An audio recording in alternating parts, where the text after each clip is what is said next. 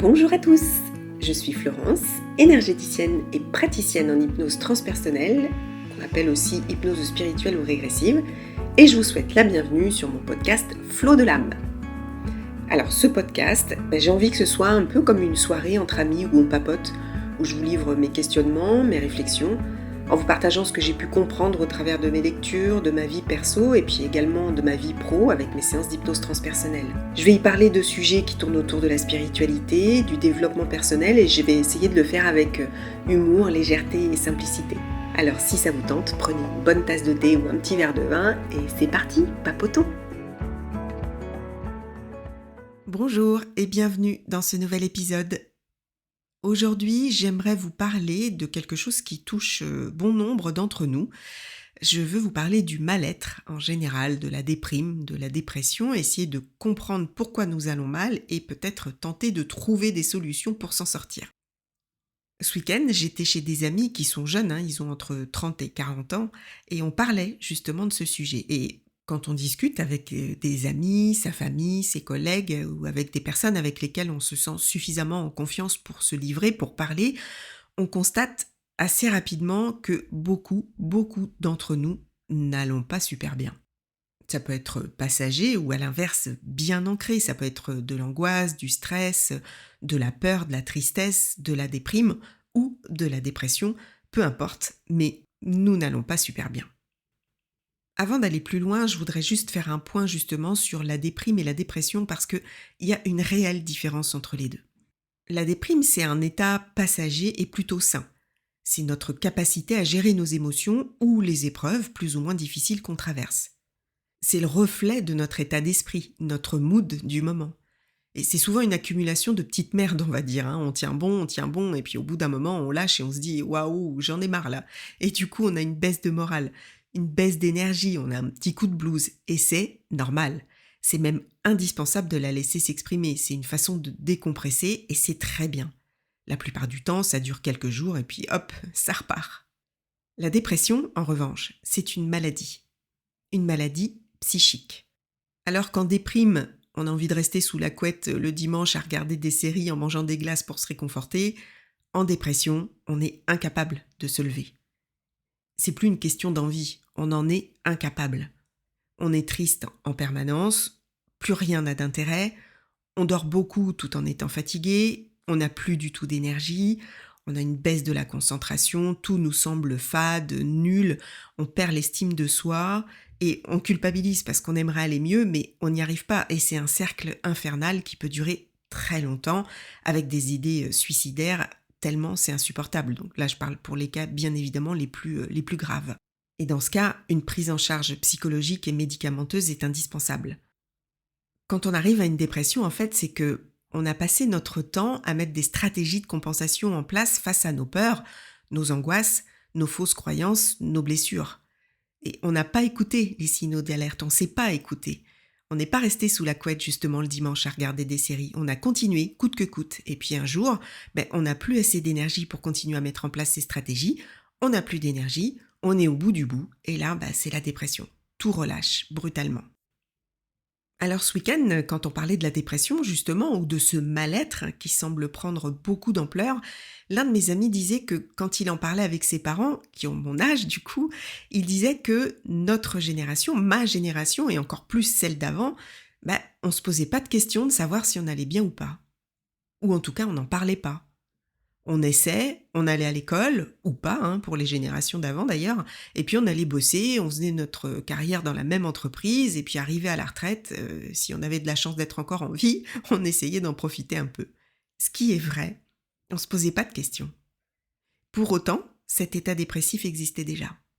Alors j'ai fait mes petites recherches, merci ChatGPT en passant, qui me fait gagner quand même beaucoup de temps. Donc il se trouve que la dépression ou l'état dépressif existe depuis très longtemps, depuis l'Antiquité même. Et à l'époque, jusqu'à il y a peu, on parlait de mélancolie. Et Hippocrate, il y a 2400 ans, décrivait déjà des états d'angoisse profonde, de tristesse, d'isolement et de perte d'intérêt pour la vie. Et le mot mélancolie a été associé à ces états pendant très longtemps, jusqu'à l'apparition de la psychiatrie, où là, on a commencé à parler de dépression nerveuse. Et jusqu'à notre génération, c'était très difficile d'avoir un diagnostic pour la bonne raison qu'on ne consultait pas de médecin pour ça. Déjà, c'était peu connu, d'une, et deux, avoir une dépression signifiait être quelqu'un qui s'écoute, quelqu'un de faible. Fallait pourtant être sacrément courageux pour oser consulter et se faire soigner. En tout cas, des états dépressifs, il y en avait. Et quand j'y ai réfléchi pour écrire cet épisode, j'ai pas eu besoin de chercher bien loin. Ma grand-mère paternelle, par exemple, à la ménopause, a fait une dépression. Et pourtant, je vous assure que mes grands-parents, paternels ou maternels d'ailleurs, c'était pas un milieu où on s'écoutait. Je crois que je l'ai déjà dit dans un autre épisode, mais chez mes grands-parents paternels, on est plutôt dans l'ambiance du roman L'Assommoir d'Émile Zola. Mais il n'empêche qu'elle a quand même fait une dépression. Et mon père, je me souviens très bien, je devais avoir 5 ans, je pense. Un jour, il n'a pas pu se lever. Problème au travail. C'était l'une des raisons, mais pas que, je pense. Mais à l'époque, on n'allait pas chercher plus loin. En tout cas, diagnostic, dépression. Et j'en ai d'autres dans ma famille qui ont aujourd'hui 80 ans. Donc en fait, si on creuse un peu, on se rend quand même compte que effectivement, c'était beaucoup moins répandu qu'aujourd'hui, mais il y en avait. Et si c'était beaucoup moins répandu, c'est parce qu'on n'en parlait pas. C'est difficile d'avoir des statistiques sur l'évolution parce que dans l'Antiquité, évidemment, il n'y avait pas de stats, mais en tout cas, si on se base sur l'apparition des premières études psychiatriques, on parle déjà de mal du siècle dès le 19e. On parlait pas encore de dépression, mais plutôt de mélancolie profonde et de vide existentiel, et la littérature en fait d'ailleurs largement état, notamment à travers les romans de Chateaubriand, Musset et bien sûr Baudelaire. Et si on se base sur les premières statistiques, oui, on voit une évolution, puisqu'au XXe siècle, 8 à 10% de la population était concernée, 15% jusqu'en 2020, et depuis 2020, on monte à 25%. Là, je parle à l'échelle mondiale et de personnes qui sont touchées une fois dans leur vie par la dépression. Mais je pense que les chiffres devaient être plus élevés avant parce que aujourd'hui, on pose mieux le diagnostic et les gens osent plus en parler. Néanmoins, c'est vrai qu'il y a une évolution, c'est certain. Et si on se penche sur la France, c'est pas brillant. Avant 2020, 10% des adultes déclaraient avoir vécu un épisode dépressif dans l'année. En 2021, année du Covid, on passe à 22%. Et selon les données récentes, sur 2023 jusqu'à 2025, c'est pratiquement 30% de personnes qui ont eu au cours de leur vie entière au moins un épisode dépressif. Et les jeunes sont particulièrement touchés.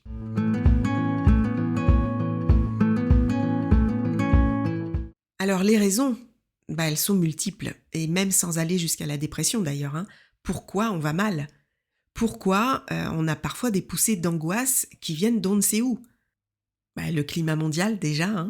Moi perso, j'ai jamais connu ça. Je vais pas me faire ma vieille relou, mais moi j'ai même connu un monde où l'espoir d'une paix mondiale naissait. Après la chute du mur de Berlin, on était persuadé que la paix allait régner pour toujours. Vraiment. Moi, quand je vois l'état dans lequel on vit aujourd'hui, je me dis, mais c'est fou quand même. Moi, j'ai eu la chance de connaître ça. Là, pour le coup, la paix mondiale, elle n'est pas pour demain. On vit dans un climat anxiogène de dingue. Donc oui, ça, je pense que c'est une raison. Et une raison légitime. Et puis, il y a la pression sociale, dès l'école. Et ça s'arrête jamais. Il faut être le meilleur tout le temps. Il faut bien gagner sa vie, il faut réussir. Si on travaille à son compte, on bosse comme un fou, on se surcharge, on compte pas ses heures. Et si on est en entreprise, c'est pareil, avec la pression hiérarchique. Et puis, il y a la pression à la maison. Faut gagner plus pour payer la maison, les charges, les études des enfants, les vacances, toujours plus, tout le temps. Et quand on n'a pas de travail, c'est la précarité, les difficultés financières. Donc là aussi, bien évidemment, pression. Il y a la vie familiale, les conflits au sein du couple. On reste mais on n'en peut plus, ou alors on divorce. Et puis pour d'autres, c'est la solitude, l'isolement et le manque d'amour qui est insupportable. Et puis il y a l'impact des réseaux sociaux. Mais bon, je vous apprends rien, ça c'est la plaie, particulièrement chez les jeunes. Mais même chez les adultes, la comparaison sociale, l'image qu'on donne, les commentaires positifs qu'on attend, comme pour nous valider quelque part. Et quand ils sont négatifs, ça peut être dévastateur et ébranler l'estime de soi qui est déjà pas terrible pour beaucoup d'entre nous. Sans parler des images et des contenus anxiogènes et nuisibles qu'on peut scroller à longueur de journée. Et puis évidemment, il y a toutes nos blessures, toutes nos valises qu'on traîne et qui peuvent nous bouffer la vie. Et puis aujourd'hui, oui, je pense qu'on se pose quand même beaucoup plus de questions qu'avant. Il y a une ouverture de conscience qui explose. Il y a une quête de sens, en fait, ce qui est très bien, hein, parce que ça permet de remettre en question plein de choses. Qu'est-ce que je fais là? Qu'est-ce que je veux faire de ma vie? C'est vrai qu'avant, les anciennes générations, elles se posaient pas ces questions. Mais de toute façon, elles n'avaient pas vraiment le choix. Aujourd'hui, c'est beaucoup plus facile de changer de vie. Et puis, il y a la quête d'être bien, de vivre bien, d'être heureux, ce qui est très bien aussi. Mais, et c'est là où je trouve une certaine perversité dans le développement personnel, c'est qu'on vous fait croire qu'il faut aller absolument bien. Limite, on vous culpabilise si vous n'allez pas bien, et pire, si vous ne faites rien pour aller mieux. Et donc, on se remet une couche de pression. Mais la vie, c'est pas ça, hein. La vie, c'est des hauts et des bas, c'est fait d'épreuves.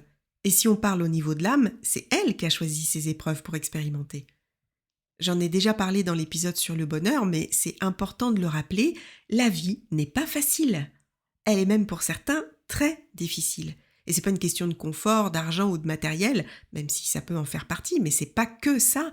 La vie est difficile, les épreuves sont difficiles. Et quand on va mal, on culpabilise et on fait tout pour aller mieux.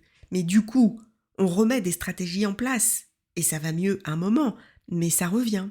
Et on se remet une pression. Et en même temps, je comprends, hein, parce que c'est pas très confortable d'aller mal. Et quand on est en dépression profonde, on parle même plus de confort, là. Hein, c'est pas inconfortable, c'est insupportable. Alors comment on fait? Pour la dépression, je ne m'étendrai pas sur le sujet parce que, même si je suis pas trop pour les traitements médicamenteux, mais là, je le répète, c'est une maladie.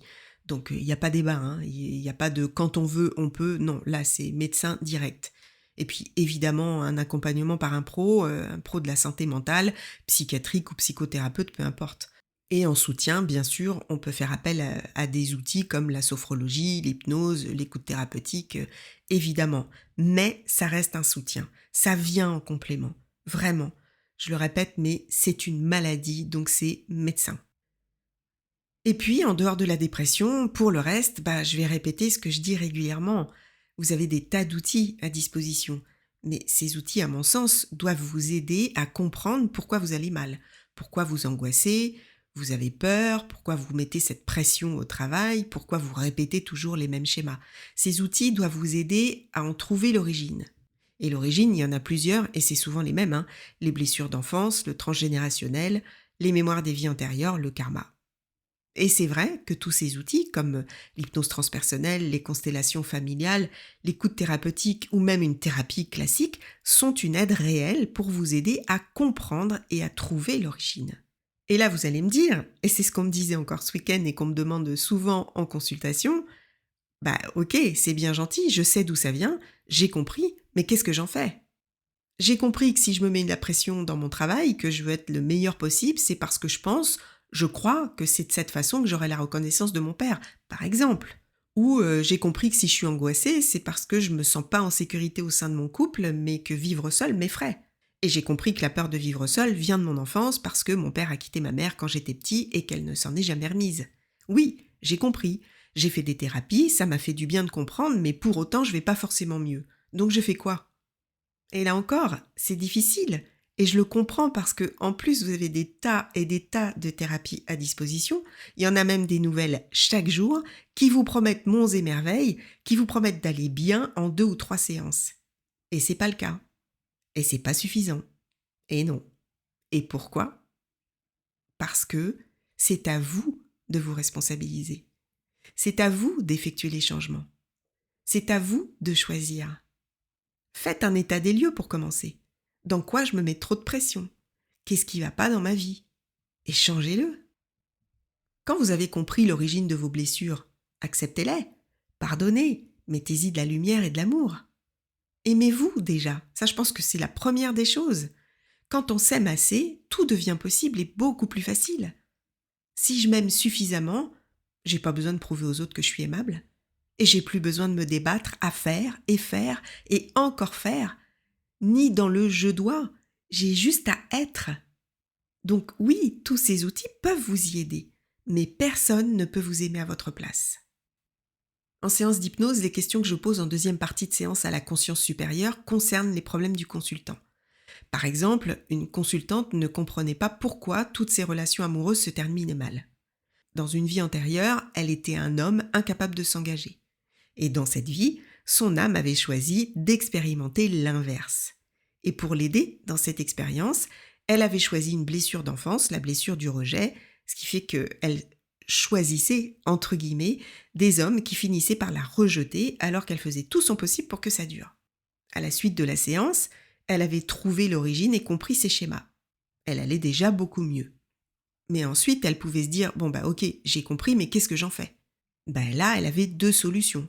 Soit elle n'en tenait pas compte et elle retombait dans les mêmes schémas.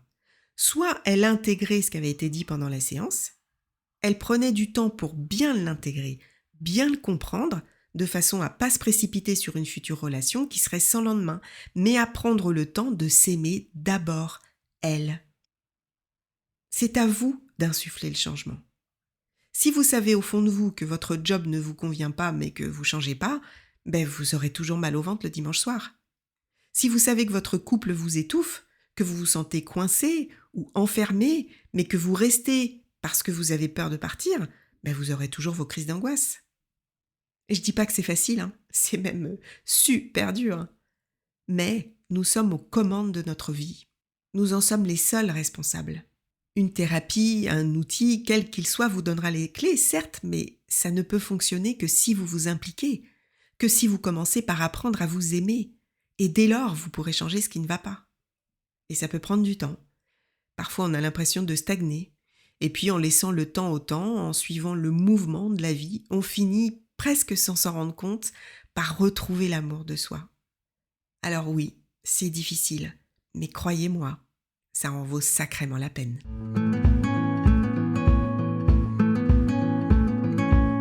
Et voilà, c'est la fin de cet épisode. J'espère que ça vous aura plu.